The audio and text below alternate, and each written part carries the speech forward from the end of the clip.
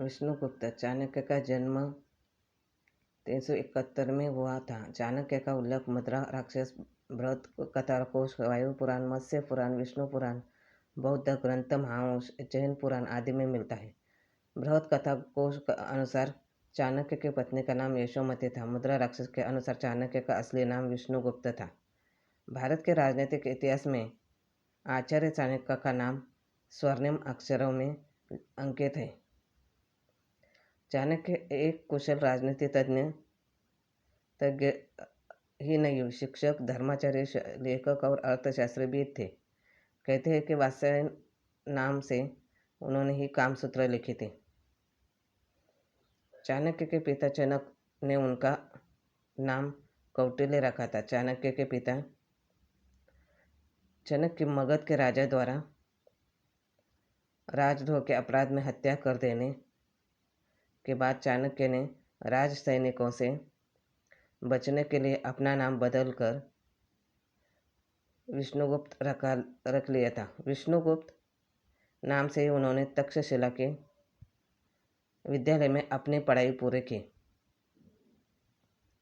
कौटिल्य नाम से भी विख्यात चाणक्य ने अर्थशास्त्र नाम का महान ग्रंथ लिखा है। विष्णुगुप्त तक्षशिला यानी कि वर्तमान में रावलपिंडी के पास के निवासी थे। आचार्य चाणक्य द्वारा रचित अर्थशास्त्र एवं नीतिशास्त्र नामक ग्रंथों की गणना विश्व के महान कृतियों में की जाती है। चाणक्य नीति में वर्णित सूत्र का उपयोग आज भी राजनीति के मार्गदर्शक सिद्धांतों के रूप में किया जाता है। तक्षशिला में रहकर ही आचार्य चाणक्य ने सम्राट पुरु के साथ मिलकर मगध सम्राट धनानंद के साम्राज्य पर अधिकार की लड़ाई लड़ी, राजनीतिक समर्थन जुटाया और अंत में धनानंद के नाश के बाद आचार्य चाणक्य ने चंद्रगुप्त को मगध का सम्राट बनाया और खुद महामंत्री बने। मगध की राजधानी उस वक्त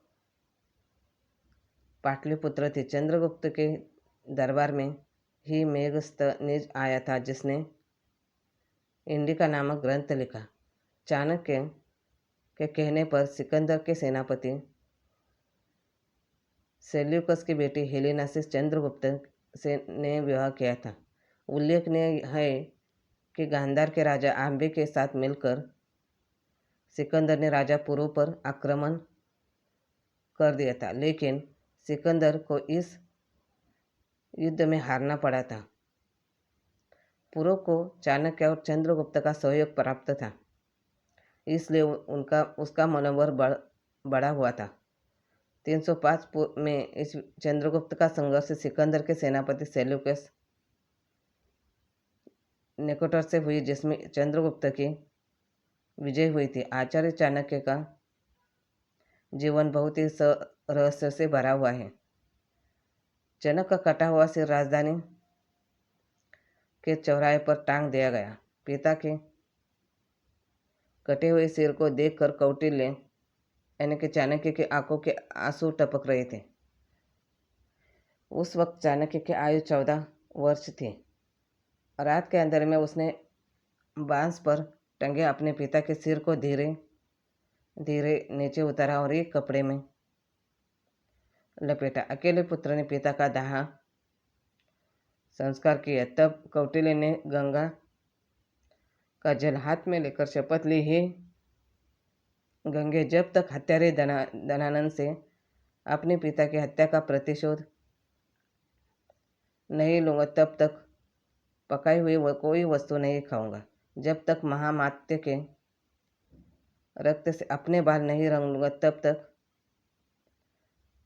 यह शिक्का खुली ही रखूंगा। मेरे पिता का तर्पण तभी पूर्ण होगा जब तक कि हत्यारे धनानंद का रक्त पिता की राख पर नहीं चढ़ेगा। हे अमराज, धनानंद का नाम तुम अपने लेखे से काट दो। उसकी मृत्यु का लेख अब मैं लिखूंगा। आचार्य चाणक्य ने न सिर्फ अपनी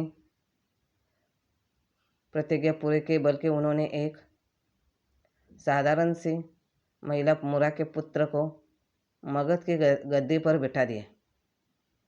कहते हैं कि मुरा के कारण ही चंद्रगुप्त का उपनाम मौर्य पड़ा। इस चंद्रगुप्त का पुत्र बिंदुसार था और बिंदुसार का पुत्र ही महान सम्राट अशोक था। अब सवाल ये उठता है कि अखंड भारत का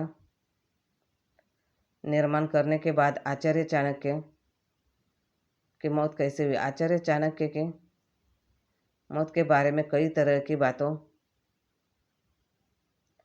का उल्लेख मिलता है। कहते हैं कि वे अपने सभी कार्यों को पूर्ण करने के बाद एक दिन एक रथ पर सवार होकर मगध से दूर जंगलों में चला गए।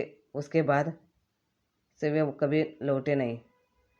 कुछ लोगों के अनुसार उन्हें मगध की रानी हेलेना ने जहर देकर मार दिया गया था, लेकिन सच क्या है इसके लिए इतिहास के पन्नों को फिर से पलटना होगा। उनकी मृत्यु को लेकर इतिहास के पन्नों में एक नहीं अनेक कहानियां प्रचलित है, लेकिन कौन सी सच है यह कोई नहीं जानता।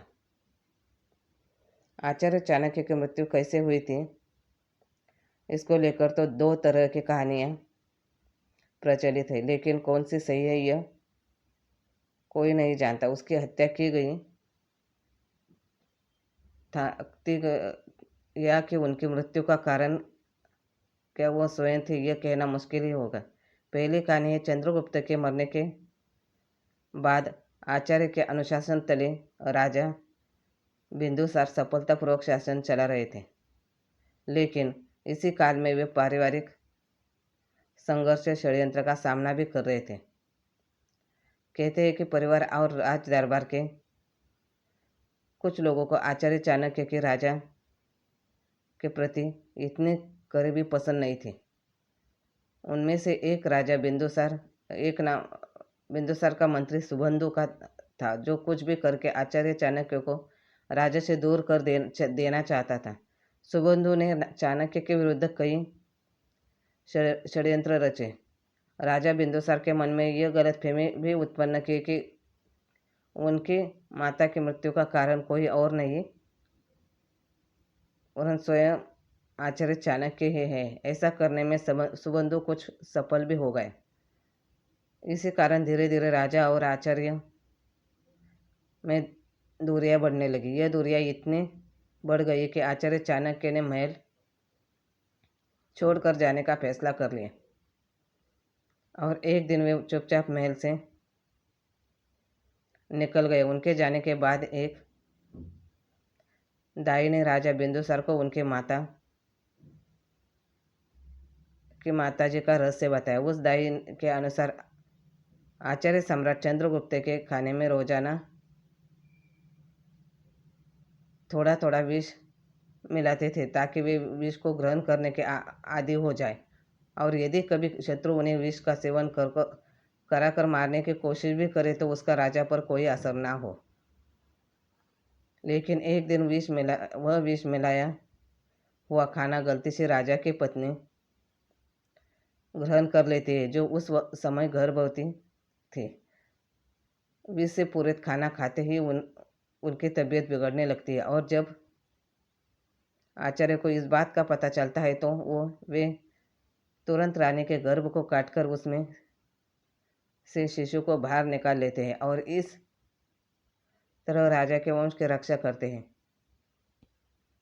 दाई आगे कहते हैं कि यदि चाणक्य ऐसा नहीं करते तो आज आप मगध के राजा नहीं होते। जब राजा बिंदुसार को दाई से यह सत्य पता चला तो उन्होंने आचार्य के सिर पर लगा दाग हटाने के लिए उन्हें महल में वापस लौटने को कहा, लेकिन आचार्य ने इनकार कर दिया। उन्होंने ताउम्र उपवास करने की ठान ली और अंत में प्राण त्याग दिए। दूसरी कहानी के अनुसार राजा बिंदुसार के मंत्री सुबंधु ने आचार्य को जिंदा जलाने की कोशिश की थी, जिसमें से वे सफल भी हुए। हालांकि ऐतिहासिक तथ्यों के अनुसार आचार्य चाणक्य ने खुद प्राण त्याग दिए थे, या फिर वे किसी षड्यंत्र का शिकार हुए। थे, ये आज एक तक साफ नहीं हो पाया है। वर्तमान में सम्राट अशोक का नाम जो सीरियल में चला है उसमें उस दूसरी कहानी को ही महत्व दिया गया है। धन्यवाद।